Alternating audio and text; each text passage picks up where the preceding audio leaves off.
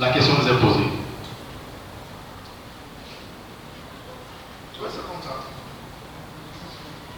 Merci beaucoup. Je commence déjà par me représenter. Je suis Gadi Koujo. Comme je le disais, je suis Gadi Koujo, responsable de l'ONG ASDF, Action collective pour le développement intégral de l'enfance et de la jeune fille. Je remercie d'abord. Et co-initiateur de DEA. Ah, voilà. Oui, co-initiateur de l'avenir des entrepreneurs africains qui va se tenir bientôt.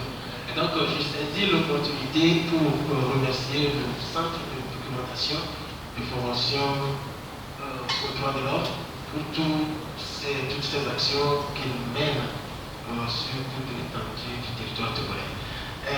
D'abord, je réponds immédiatement à la question qui a été lancée. La question selon laquelle est-ce que les forces de sécurité sont au service du citoyen? Et donc je dirais absolument oui, que les forces de sécurité sont au service du citoyen. C'est la raison pour laquelle même ces forces sont là. Et j'ai envie de demander pourquoi. Voilà. Merci beaucoup. Par rapport à cette question, d'abord il faut qu'on essaie de comprendre qu'est-ce que c'est que les forces de sécurité. Et ensuite, qu'est-ce que c'est qu'un citoyen? Je vais commencer par ce dernier. Le citoyen est vraiment différent d'un habitant. Ça fait choquer plus d'un. Parce qu'un habitant, c'est quelqu'un qui est là et qui vit parce que ici, ça ne m'appartient pas, je suis de passage, je fais tout ce qui me plaît, qui ne respecte aucune règle et qui ne prend même pas au sérieux les conditions qui exigent son existence dans le lieu où il vit. Mais un citoyen, c'est cette personne-là qui a en lui les valeurs. Quelles sont ces valeurs? Ce sont des valeurs édictées par la société, je ne veux pas dire par l'État dans lequel il existe, où il vit, et qui les respecte, et qui les fait voir à travers ses actions. Donc c'est cette personne-là qu'on peut appeler citoyen. Puisque toutes les lois, toutes les règles établies ou préétablies, il fait tout possible pour se conformer à ces règles et lois. C'est cette personne qui fait tout pour respecter les règles qui sont établies À l'intérieur de l'État. Et donc, les forces de sécurité, ce que nous devons savoir, c'est que ces forces de sécurité font partie intégrante du système judiciaire. Et leur mission, c'est de protéger les citoyens. Et leur bien, donc, d'assurer une protection physique et des biens de ces personnes-là qui vivent à l'intérieur de l'État, qu'on peut appeler citoyens, et qui fait en sorte que leur liberté de leur droit en matière du droit international des droits de l'homme puisse être respectée. Voilà. La même question vous est posée. Ok, merci beaucoup. Je suis Rahil Nijiawa, je suis juriste de formation, actuellement en master de droit privé fondamental. Et pourquoi confirmez-vous que les forces de l'ordre et de sécurité sont au service du citoyen? C'est simple, parce qu'ils sont les forces de l'ordre et de sécurité. Oui, parce qu'ils sont les forces de l'ordre et de sécurité. N'oubliez pas que la question est posée par rapport aux réalités du Togo. Il est vrai que les forces de l'ordre et de sécurité sont critiquées, parfois même délégitimées, ce qui ne rend toujours pas la tâche facile à ces dernières. Or, elles ont un rôle essentiel qui est le maintien de la paix civile dans la société. Ces forces de l'ordre-là sont chargées de la sécurité des communautés, des individus, et ils ont la charge également de prévenir l'incivilité. Lorsque mon confrère ici présent a eu à définir ce que c'est qu'un citoyen, le citoyen n'est pas celui-là qui s'arroge des droits, mais qui se reconnaît également étant tributaire d'un certain nombre d'obligations. Donc, vivant dans une société où vous devez de respecter les règles. Le maire aujourd'hui a dit que le respect de la loi est le commencement de la liberté. Dès lors que vous sortez de ce cadre-là qui a été établi pour vous, c'est normal que les forces de l'ordre et de sécurité interviennent pour ramener la paix civile, car tel est leur rôle dans la cité. Merci. quel est leur rôle dans la cité? Le micro, s'il vous plaît. On vient de ce côté. Les forces de sécurité, les forces de l'ordre et de sécurité sont-elles au service du citoyen? Nous tous devenons de voir sur qui ce qu'on appelle force de l'ordre au Togo travaille à travers l'illustration magistrale de monsieur le maire. Quand vous voyez mon frère parler tout de suite, il ne fait que réciter ce qu'on a écrit dans le livre. Or, le pauvre Togolais, qu'est-ce qu'il pense? Qu'on demande les forces de l'ordre et de la sécurité, qu'est-ce que c'est? Est-ce qu'une milice? Est-ce qu'une unité de protection pour une minorité? C'est la question. Est-ce que les forces de l'ordre et de sécurité existent-ils au Togo? Et je me suis choqué que monsieur le maire est venu nous donner l'exemple de Mobutu. Ça montre à quel point, quelle mission on a fait confier aux gens qu'on a fait porter des uniformes pendant plus de 60 ans en Afrique. Et on nous dit que la paix, c'est la paix du cimetière. On se pose la question, en voyant l'histoire du Togo, de 1963 jusqu'à aujourd'hui, ça veut dire qu'il n'y a pas de force de l'ordre. Et exemple, les forces anti-pandémie de Covid-19. J'étais le mercredi passé chez la femme pour en mettre avec des. J'ai vu les deux enfants dans une maison. J'ai vu les petits enfants qu'on a battu le père. Par quoi? Par la lâcheté d'un soldat. Parce que leurs représentants et monsieur le ministre des fois justifie certains bavures. Quand on a tué un jeune, un ministre est venu sur la télévision dit ce jeune est mort par épilepsie. Vous voyez? Vous voulez dire qu'on a une force de sécurité au Togo? L'histoire est là. Donc, par rapport à certains cas, vous vous dites que les forces de sécurité, les forces de l'ordre et de sécurité ne sont pas au service du citoyen. Ce n'est pas par rapport à certains cas. Sortons dans la rue, quand on parle de soldats, le Togola a peur. Si pendant plus de 50 ans, 60 ans, on est là encore à parler de paix, ceux qui ont fossoyé l'affaire au Togo, ce sont celles qui se portent les unités, soi-disant les forces de sécurité et de l'ordre. D'accord, passez le micro de l'autre côté. Et merci Eugène, je suis Joseph Koga, je suis citoyen togolais d'abord et secrétaire exécutif du Centre pour la gouvernance démocratique et la prévention des crises, le CGDPC. D'abord, je remercie le CDH pour l'initiative qui nous donne ce cadre-là pour pouvoir poser un certain nombre de constats que nous relevons dans l'exercice de la fonction des forces de défense et de sécurité. Et c'est fort de ces constats-là que je dis et je soutiens que les forces de l'ordre et de sécurité ne sont pas au service du citoyen togolais. Et je m'amuse à encore poser la question pourquoi? Bon, justement, en posant la question pourquoi, je vais vous répondre en disant ou bien en répétant un mot qu'on ne dit jamais assez, en disant que le Togo est un pays de droit, un état de droit, un pays démocratique. Alors nous savons plutôt très bien qu'un état démocratique, un état de droit est un état qui fonctionne à partir des normes, un état qui est respectueux des normes. Et nous avons la Constitution qui répartit les attributions. Et bon, je vais revenir d'abord en donnant la définition du citoyen et la définition des forces de défense et de sécurité. Donc je crois qu'on peut passer la définition. Et maintenant, réagissez à ceci. Elle nous a dit que les forces de sécurité de l'ordre sont appelées à assurer la sécurité et à prévenir l'incivilité. Oui, les forces de défense et de sécurité sont appelées à assurer la sécurité. Mais cette mission qui leur est dévolue est définie dans un cadre. Et les forces de défense et de sécurité, dans leur mission, ne devraient pas outrepasser cette mission-là jusqu'à porter atteinte à la vie des citoyens. On ne peut pas dire qu'on veut protéger un citoyen en lui ôtant la vie, par exemple. Je prends l'exemple, je dis à mon frère, je suis là pour te protéger, et je vais vers lui, je lui donne des claques, il veut réagir, je dis non, je suis là pour te protéger. Et en me basant sur l'article 21 de la Constitution, si quelqu'un là, il peut le lire, qui dit la personne humaine est sacrée.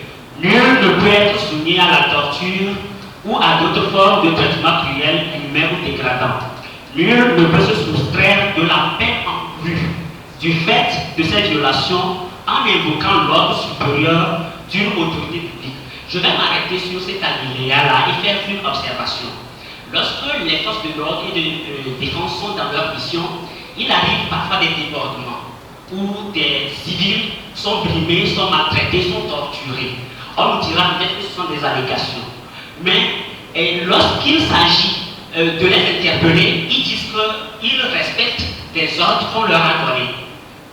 Ils reçoivent des ordres et ce sont ces ordres-là qu'ils exécutent. Alors que la Constitution elle-même, qui est la norme supérieure que nous devons respecter, dit que nul ne peut même invoquer le nom d'une autorité pour porter atteinte à un citoyen. Et lorsque les forces de défense de sécurité s'illustrent dans cette logique-là, en brimant ou bien en portant atteinte à la vie des citoyens, en leur portant même parfois la vie, je pense que nous ne pouvons pas dire que ces forces de défense et de sécurité sont au service du citoyen, parce qu'on ne peut pas vouloir protéger quelqu'un et en même temps lui ôter la vie. Voilà. Maintenant, je viens à vous, ok? Au fait, dans leur explication,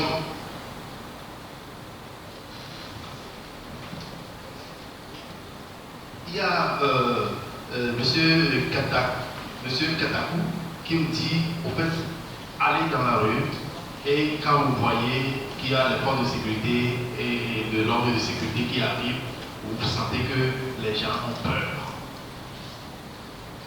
Oui, les forces de l'ordre et de sécurité sont-elles au service du citoyen? D'abord, je salue leurs interventions et je les respecte. Parce que tout et chacun de nous ici a le droit à la liberté d'expression. Et donc, c'est très normal que mes collègues aussi arrivent à évoquer ce qu'ils pensent. Maintenant, qu'est-ce que vous voulez dire? Ce que moi je veux dire, c'est qu'il faut une culture. Et cette culture que le citoyen lambda n'a pas sur votre mot, c'est parce que ce citoyen a quelque part failli à l'un de ses devoirs. Je ne sais pas si on me suit. Quel devoir? Voilà. Imaginez un citoyen qui d'abord ne se reconnaît pas en tant que citoyen. Et donc quand on ne se reconnaît pas en tant que citoyen, c'est qu'il y a certains devoirs, certaines lois que nous ne respectons pas, que nous ne voulons pas respecter. Et cela délibérément. Est-ce que vous voyez? Et quand vous êtes dans cette situation, c'est normal que quand vous voyez venir une force de l'ordre et de sécurité, que vous ayez en même temps peur et que vous la prenez en même temps pour ennemi. Parce que vous savez pertinemment que ce que vous êtes en train de faire, quand il va arriver, il ne va pas vous laisser faire. Puisque étant dans sa mission de maintenir l'ordre, il est obligé, sa mission l'oblige, il est obligé de vous recadrer. Et donc, quand cette personne commence à vous recadrer, c'est là-bas qu'on commence à crier. Il est venu pour vous protéger, mais il a commencé par vous avancer. Je vous donne un exemple. En ce temps, j'étais au Massi. Un beau matin, on s'est réveillé comme ça, on allait au boulot armé, on a vu uniquement que des forces de sécurité devant l'entrée. Qu'est-ce qui se passe? On a appris qu'un groupe veut venir faire un sitting devant votre service. Et on est venu. Est-ce que dans ce cas, on va dire que les forces de sécurité ne sont pas au service de nous les citoyens? En temps normal, qu'est-ce qu'ils ont à gagner? Et en apprenant que quelqu'un vient, ou il y a un groupe qui vient pour nous faire du mal, et ils vont venir se pointer.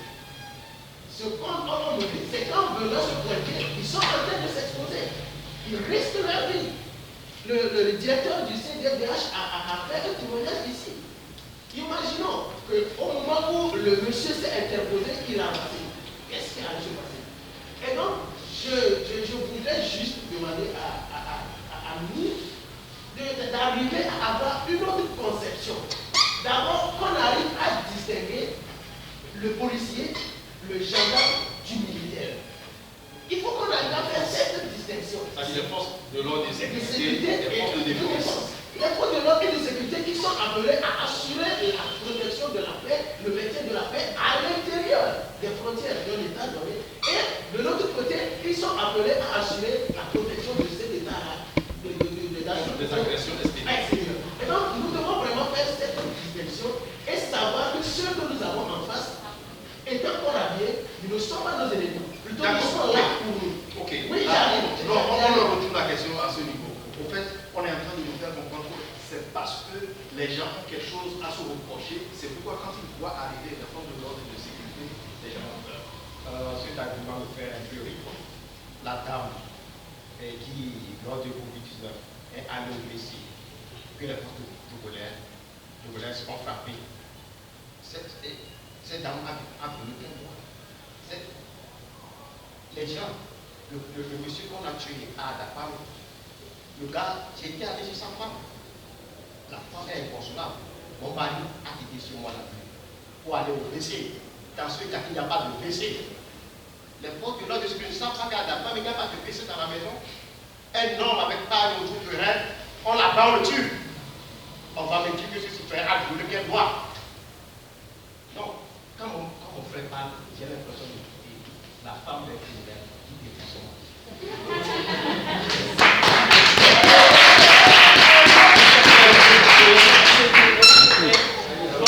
Je veux rebondir par rapport à l'intervention de M. Pouillot. Et moi, je vais donner un témoignage personnel. J'ai travaillé dans le cadre des élections locales passées. J'étais dans un centre ici à Lomé où j'ai vu un corps habillé, une militaire dans sa tenue très élégant. Et je me suis approché de lui, je lui ai fait un compliment. Je lui ai dit très jeune, il est très bien habillé. Et je voulais même lui serrer la main. Et il a fait un point en arrière et dit, je suis qui? Je me suis présenté et dit, bon, on est presque dans la même mission ici. Mais c'est vous qui vous protégez. Et pour cette mission-là, je vous dois reconnaissance. C'est pour ça que je ne fais pas vers vous. Il dit de quitter ici, que c'est comme ça que nous faisons, nous les respectons même pas. Alors, il n'y avait aucun problème entre lui et moi personnellement. Moi, j'ai vu un frère, un concitoyen, mais un corps habillé, à qui je dois rester parce que bon, il est dans une mission, il me protège. Et voilà le langage qu'il a tenu vis-à-vis de ma personne. Alors que nous n'avons aucun problème, nous n'avons aucun problème. Donc, dans cette logique-là, je vais dire que dans la conscience collective, les populations ont peur des soldats. Parce que, vu l'histoire de notre pays jalonné par des événements malheureux, la façon dont ces événements-là ont été traités, la façon dont les militaires ont été mis à contribution, les forces de défense et de sécurité ont été mis à contribution pour régler ces problèmes-là. Ici, on est avec les forces de l'ordre et de sécurité, pas les forces de défense. Ok, les forces de l'ordre et de sécurité. Ça a traumatisé le citoyen togolais. Je prends les événements récents, les événements politiques récents de 2017 jusqu'en 2018. Ce que nous avons vécu, ce que les populations ont vécu dans le nord du pays, précisément, Sokodé, Batilo et dans d'autres pays, même ici à Lomé, dans les quartiers comme à Kwenzongo, si un citoyen vit cette situation-là et ne va pas voir un psychologue, je crois qu'il sera traumatisé. Et quand il sera devant un agent de sécurité ou une force de défense et de sécurité, il va penser que cette personne-là est devenue trop agressive. Okay. C'est compte tenu des événements qui ont jalonné l'histoire que nous disons et nous affirmons, nous soutenons que les militaires ou bien les forces de défense et de sécurité ne sont pas au service. Voilà.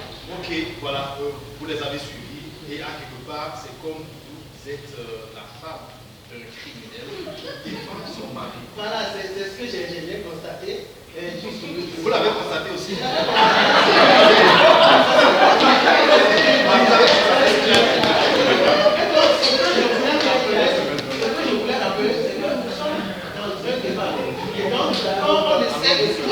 On essaie aussi de respecter l'opinion des hommes et des choses. C'est important. C'est là même que ça demande. Et quand dans un débat, on n'arrive pas à respecter l'opinion des uns et des autres, ce qui est sûr, quand vous allez faire une manifestation, je suis sûr que les forces de sécurité ne vont pas vous laisser. Parce que vous n'allez pas respecter la ligne droite qui vous a été tracée et donc vous aurez appris des débordements.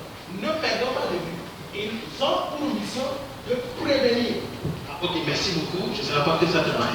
Donc, ils ont pour mission d'abord de prévenir et de protéger. Donc, dans cette droite ligne de prévention, ils ne vont pas si ça que ce que vous voulez entreprendre, ce que vous voulez faire, va dégénérer ou va amener à des destructions des biens publics.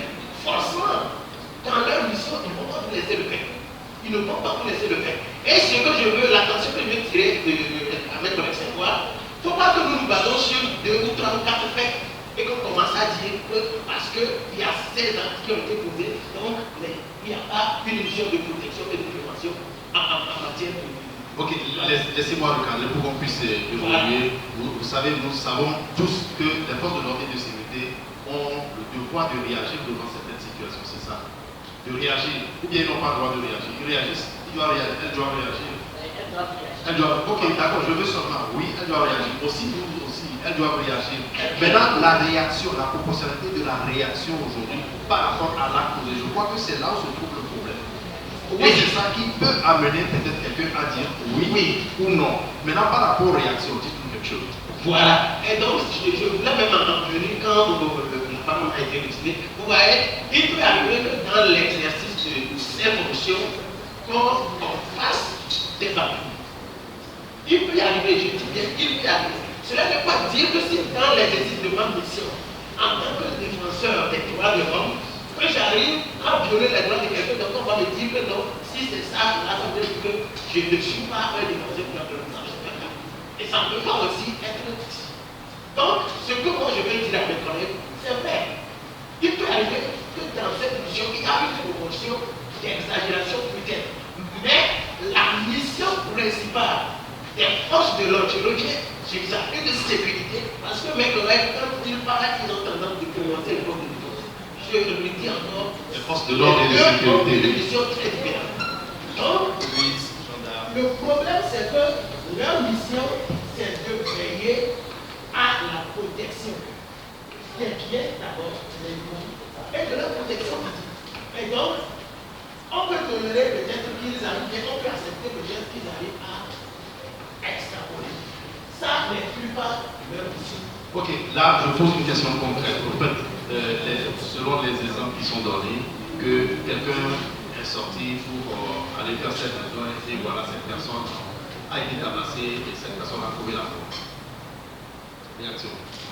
Selon les arguments développés de ce côté. Ok, merci beaucoup. Je pense qu'en réalité, il y a eu des précédents qui ont été créés dans l'histoire de notre pays. Mais cela n'empêche pas ou n'exclut pas que l'on reconnaisse aux forces de l'ordre et de sécurité la mission qui est la leur. Des fois, les forces de l'ordre et de sécurité ont l'obligation de nous protéger contre nous-mêmes. Je m'explique. Aujourd'hui, lorsque vous sortez dans la rue, nous savons que nous sommes dans une situation pandémique. Une personne sort de sa maison, prend son casque, le met dans son sac et se dit, lorsque je veux voir la force anti-pandémique, je vais le porter. Donc les forces de l'ordre et de sécurité constituent en réalité un contre-poids à la liberté ou même, je dirais, au libertinage citoyen que l'on reconnaît aux citoyens dans le pays. Quand on parle de liberté de manifestation, on ne dit pas libertinage de manifestation. Donc, les forces de l'ordre et de sécurité ont le droit de réagir et de s'interposer pour protéger ces personnes-là qui, de près ou de loin, ne veulent pas s'immiscer dans la manifestation, ou encore protéger ces manifestants-là qui peut-être seront amenés à déborder de temps à autre. Merci. Ok, voilà, on revient ici. On revient ici. Vous réagissez. J'ai l'impression qu'on récite ce qui est dans les livres, mais pas ce qui se fait. Et on dit que les forces de l'ordre veulent faire respecter la loi par exemple, ils ont maintenant des manifestations. Moi, il faut que vous appuyer, on a vu une manifestation. En décembre, on a donné une mobilisation. J'étais en pleine mobilisation pour mobiliser la foule vers la manifestation. Au niveau de Agouin, on m'arrête avec mon voiture, me met à leur partie, on s'en directement avec les groupes de renseignement. Pourquoi? Il y a mobilisation et on m'arrête. Ça, on va me dire que les forces de l'ordre sont en plein besoin. Ça pose un sérieux problème pour le Congo. Si on prend le problème des foules, si on revient à l'argument que Rahil a développé, c'est que les forces de l'ordre et de sécurité sont des fois là pour nous protéger contre nous-mêmes. Donc au Togo, tout se fait contre les forces de l'ordre. Comme je l'ai déjà dit premièrement, ils prennent l'intérêt du quelqu'un. Toutes leurs actions vont vers l'intérêt d'un groupuscule qui ont maîtrisé le précipice dans le temps de temps. Donc ce qu'ils font, c'est pour satisfaire les privilèges de quelqu'un. Si Sinon, je ne comprends pas. C'est-à-dire, pour vous, les forces de l'ordre et de sécurité ne sont pas là pour les citoyens, mais pour certaines personnes. Je donne l'exemple. Quand je pense que c'est un tranquille pandémique Covid, est-ce que les personnes de virus coronavirus sont devenues des coronavirus pendant le coup-feu, le nombre de personnes qui a été tuées par cette force anti-pandémie est plus nombreux que le nombre de coronavirus a tué dans le mètre dans ce genre. On dit qu'on va à l'effort. Regardez ce qui sont en train de faire. La fois dernière, à Coca, pour une histoire d'une fête de tradition où il y a mes ententes, on a besoin de tirer des balles réelles, on a besoin de rentrer dans la maison pour tirer les gaz lacrymogènes, on a besoin de maltraiter des portraits comme ça. Quelle est cette manière-là? Et en plus, on me dit que non, il peut arriver que les forces de l'ordre peuvent faire des bavures. Non, l'histoire du Togo est jalonnée des bavures. C'est comme si les forces de l'ordre ont pour mission de commettre des bavures. Si on va commencer par citer les bavures des forces de l'ordre, on va pas citer ici. Vous continuez, vous complétez. Je continue. Et M. Pajot disait, c'est vrai que dans la mission des forces de sécurité, il y a des débordements. Il y a un proverbe très connu en milieu et qui dit il suffit que le chef d'artiste de quelqu'un soit à vous dans un quartier, pour qu'on désire ce quartier-là, le quartier, les hommes vont dire toujours. C'est-à-dire que quand il y a une petite galeuse dans la tour, il faut nécessairement l'identifier et le rappeler à l'ordre. Mais si cela n'est pas fait, et que dans l'exercice de la mission, on donne l'impression aux citoyens que les forces de l'ordre et de sécurité sont là juste pour marquer les populations, c'est tout à fait normal que dans la conception du citoyen, que je suis, que je dise que ces forces de sécurité ne sont pas là pour me contrôler. Et je vais donner un exemple. J'étais dans un coin, ne serait-ce qu'il y a un hier seulement, et un jeune homme disait qu'il a été attrapé la nuit pour la patrie. Il a sorti cette pièce qu'il a présentée, sa carte d'identité, les pièces de la moto. Et l'agent de patrouille lui posait la question de savoir. Il pense que c'est à cause de cette pièce-là que lui, il a cessé, il a laissé de dormir, il a sacrifié son sommeil pour être présent là-bas. Bon, quelle est la mission que cet agent-là assure en ce moment en prononçant cette phrase-là? Ce qui veut dire qu'il a avoué de lui-même qu'il n'est pas là pour le protéger, mais il est là pour son intérêt. Et voyez-vous vous-même que quand vous êtes témoin de ces faits, vous ne pouvez pas affirmer, surtout devant un public comme ça, qui peut-être dans sa famille a connu un membre qui a vécu ces bavures-là ou bien ces maltraitances de la part des forces de sécurité. On affirme que les forces de défense et de sécurité sont au service des citoyens. On comprend aisément qu'ils sont là pour leurs intérêts et par-delà, ils donnent l'impression que, comme mon confrère Katakou l'a dit, comme ils donnent l'impression qu'ils sont là pour protéger un groupuscule de personnes. Merci Joseph. Et je rappelle le principe que juste après, donc, la parole vous sera donnée à vos publics pour réagir avant qu'on en vienne donc à l'espère un dernier tour de parole et on va laisser la parole donc au public. Les forces de sécurité ou bien les forces de l'ordre et de sécurité sont-elles au service du citoyen? Et vous dites oui, vos derniers arguments. Oui, merci beaucoup. Allez, vous persistez aussi. Oui, merci beaucoup d'ailleurs. Je ne vais pas réfléchir face aux arguments que mes collègues sont en train de dire. Parce que je le prends naturellement. Mais ce que je tiens à nous rappeler, c'est qu'il faut que nous sachions que ce n'est pas ex nihilo quand on fait le recrutement de la police ou de la gendarmerie.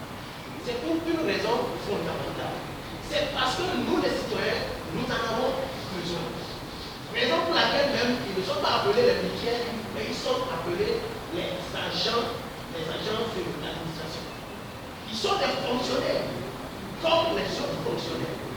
Mais c'est que leur mission est différente de ce que quelqu'un qui travaille au ministère de la fonction publique et donc, à la mairie. Voilà. Donc, ce que nous devons savoir, c'est que nous-mêmes, d'abord, en tant que citoyens, on doit se reconnaître que nous sommes citoyens.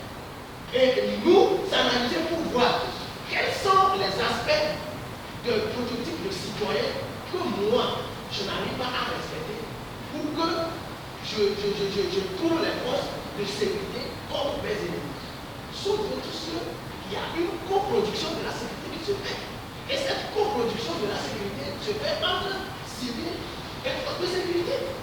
Et ce sont les citoyens qui... Généralement, dans les missions de maintien de la paix, il y a les civils, il y a également... Merci beaucoup. Je me rappelle, j'étais à Bamako, on était avec les policiers et les gendarmes pour une formation sur le droit et la protection de l'enfant.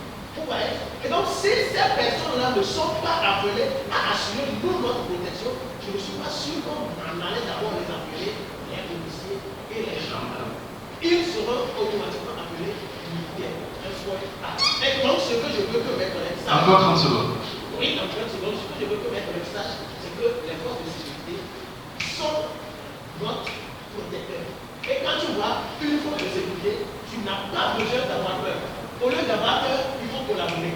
Maintenant, la question se pose. Comment est-ce que tu collabores? Comment est-ce que tu abordes la personne? Parce que moi, qui suis ici, quand tu m'abordes d'une manière où tu comptes, ne t'attends pas que je vais te recevoir favorablement. Non. Et donc, nous devons d'abord chercher quels sont nos devoirs de sécurité pour qu'on puisse vraiment savoir que les forces de sécurité sont là pour notre protection. Merci. Michia.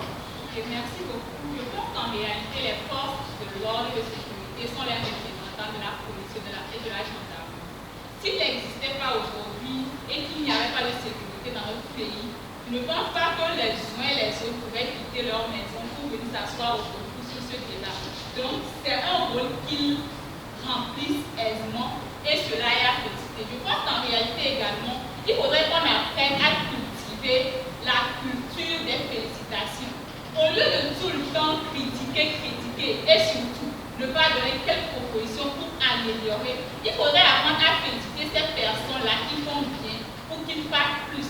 Parce que lorsqu'on félicite un enfant qui fait bien, il se sent rassuré et a toujours cette vocation de faire toujours plus pour sa nation. Donc, par rapport à l'intervention de monsieur, il disait que lorsqu'il avait rencontré, le policier avait rencontré un de ses amis la nuit et il a donné certaines réponses. Lorsque nous-mêmes en circulation, nous prenons le feu rouge, lorsque le policier nous arrête pour nous donner une contravention, qu'est-ce que nous faisons? Notre premier réflexe, c'est quoi? C'est de marchander. Au lieu de prendre la contravention et d'aller payer. Je pense qu'en réalité, il ne faudrait pas jeter la pierre à une seule personne. Nous tous, nous devons nous mettre la main à la pâte pour voir ce qu'il y a de faire, où est le problème et proposer des solutions pour l'avancement de notre cité. Et aussi, je termine en disant que critiquer contribue à créer un certain nombre de conflits dans l'esprit des humains et des autres. Et étant donné que l'esprit de l'être humain est le soubassement où naissent les conflits, c'est dans cet esprit-là que les conflits doivent être tués. Merci. Merci. Maintenant, nous en venons à Joseph Koba. Oui, bon, je remercie Raïm pour son intervention. Mais j'aimerais préciser qu'ici, nous sommes en train de retrouver les dysfonctionnements. Ce que nous trouvons comme étant remarque ou bien comme étant dysfonctionnement dans l'exercice de la mission des forces de sécurité. Nous ne sommes pas là pour critiquer, mais pour critiquer. Si l'occasion nous est donnée de faire des propositions, nous le ferons, nous les ferons. Et nous ferons cette proposition-là. Lorsqu'elle dit que parfois c'est le citoyen qui traite le flanc et ces genres de situations, comme l'exemple de la partie que j'ai donnée sur le présent, ce n'est pas du tout vrai, ce n'est pas tout à fait vrai. Parce qu'il y a des situations dans lesquelles tu te retrouves, tu le connais être en contravention, mais quand tu veux dire oui, voilà, je suis en contravention, qu'est-ce qu'on te demande, donc c'est toi qui veux me montrer mon travail. Donc tu veux dire que tu connais papier, tu es à Kaoui. Ce sont des termes qu'ils utilisent vraiment pour intimider les populations.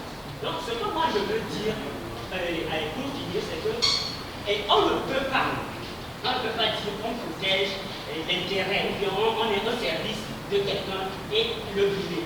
Quand je le disais, j'ai pris un article que j'ai pris pour illustrer l'article de la Constitution congolaise. Il y a même dans le statut de la police des articles que je peux encore citer pour énumérer ces passages-là. Ce qui veut dire que, quelle qu'en soit la situation dans laquelle les forces de sécurité se retrouveraient avec les citoyens, qu'ils sachent que leur mission première, c'est de protéger ces citoyens-là et qu'ils se donnent les moyens nécessaires qui puissent leur permettre de véritablement protéger ces citoyens. C'est d'ailleurs pour la raison pour laquelle je pense qu'ils sont formés avant d'être lancés sur le terrain. On ne peut pas me prendre aujourd'hui et me porter un pays de policiers et me laisser dans la rue. On doit préalablement me former, me conditionner à bien exercer mon emploi. Mais dire que parce qu'on est devant un civil qui s'est mal comporté, on est en droit de lui ôter la vie. Rien ne justifie cela. Et donc si cela arrive, c'est que la France n'est pas au service du citoyen, n'est-ce pas? D'accord, monsieur. Oui, j'aimerais dire à mon frère que nous ne sommes pas dans un cabinet en train de penser qu'on va créer des forces de sécurité de l'homme. Nous sommes en train de parler du produit des militaires aux soldats de 1963. Ce sont des problèmes. Ce n'est pas une histoire de rester dans des avant-projets. Madame a dit que citer les soldats. J'ai un peu souri. Pendant cette phase de Covid-19, moi, et mes camarades, on a pris des cachemires. J'ai passé la frontière des disputes des cachemires aux soldats.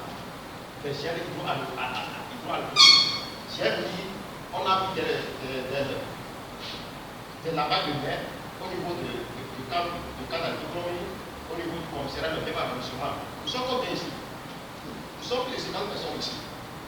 Nous sommes en train de faire une projection de film sur un leader roi, marqué de technique. Dans la semaine qui a passé, on a tué, un roi était mort. Et toute la toile était animée par une compensation par rapport à ce roi-là, qui avait fait une fois, on a fait un film où un roi a joué un rôle. Martin Luther King est un apôtre de la non-violence. Nous sommes à peine 12 personnes. On a mis tous nos masques, qui est celle de la vague. On a respecté les distanciations sociales. Devant ma devanture, les soldats sont venus nous arrêter. Ils ont confisqué nos matériels de protection. Vous allez nous dire qu'on n'a pas respecté, qu'on n'a pas travaillé à féliciter à encourager les soldats dans le mission. On les a pas aidés à ce que les virus ne les attrapent pas. Qu'est-ce qu'on peut faire encore pour les soldats? Qu'est-ce que nos mères, nos femmes, nos soeurs ne font pas pour les enfants des femmes des soldats? Ils les vendent à crédit. Ils les vendent à crédit. Quand les frères soldats viennent nous acheter chez nous, ils demandent pardon. Pourquoi on leur fait des faveurs? Ils n'arrivent pas à payer les loyers, qu'est-ce qu'on ne les fait pas? Mais à chaque fois que les poissons se présentent, ils nous tirent comme des moutons. Nous sommes tous des animaux qu'il faut tirer pour le bonheur d'une minorité ou bien pour le bonheur d'un costume de personnes qui a fait un otage pendant plus de 50 ans. Voilà. Les forces de l'ordre et de sécurité sont-elles au service du citoyen? Ici, c'est oui, on les applaudit.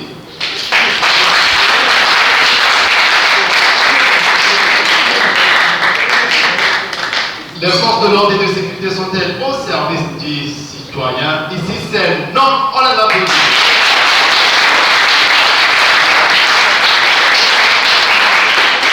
Et maintenant, la parole